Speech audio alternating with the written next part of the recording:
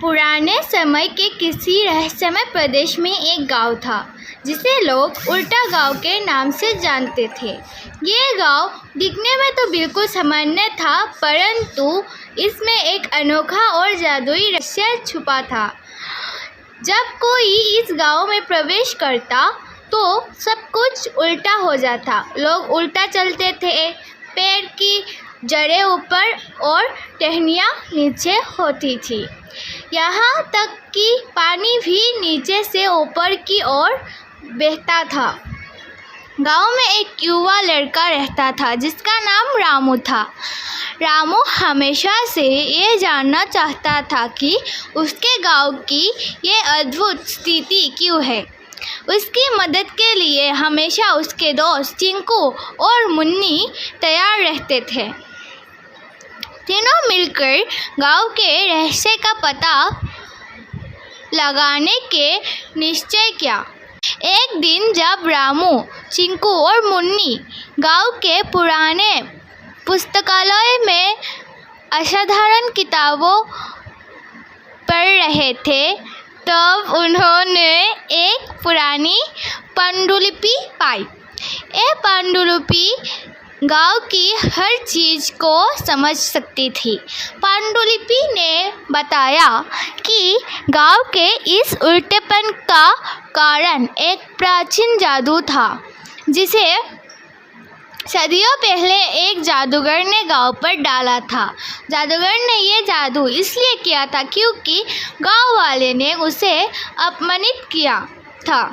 पांडुलिपि में लिखा था कि अगर जादू को खत्म करना है तो उल्टा पहाड़ी के गुफा में छुपे हुए जादुई क्रिस्टल को सही क्रम में रखना होगा।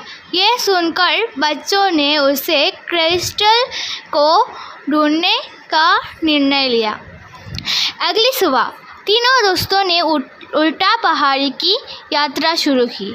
पहाड़ी का रास्ता बहुत कठिन और खतरनाक था, लेकिन उनकी हिम्मत ने उन्हें आगे बढ़ने के लिए प्रेरित किया। रास्ते में उन्हें कई बाधाओं का सामना करना पड़ा। उल्टे रास्ते, उल्टे पशु पक्षी और अन्य जादुई कठिनाइयाँ, लेकिन उन्होंने हार नहीं मानी। तीनों दोस्तों ने एक दूसरे का साथ देकर हर मुश्किल को पार किया। अंत में वे पहाड़ी की चोटी पर पहुंच गए, जहां एक गुफा थी। गुफा के अंदर बहुत सारे क्रिस्टल थे, लेकिन उन्हें सही क्रिस्टल चुनना था जो जादू को तोड़ सके। उन्हें ध्यान से हर क्रिस्टल को देखा और पाया कि एक खास क्रिस्टल अलग चमक रहा था। रामू ने उस क्रिस्टल को उठाया और जैसे ही उसने क्रिस्टल को उल्टा रखा, पूरी गुफा चमक उठी। क्रिस्टल की छवि गांव पर प्रकट हुई और धीरे धीरे हर चीज़ सही हो गई। जो चीज़ें उल्टी थी वह सीधी हो गई, पानी सही दिशा में बहने लगा, लोग सामान्य चलने लगे और बाकी सब कुछ सामान्य हो गया।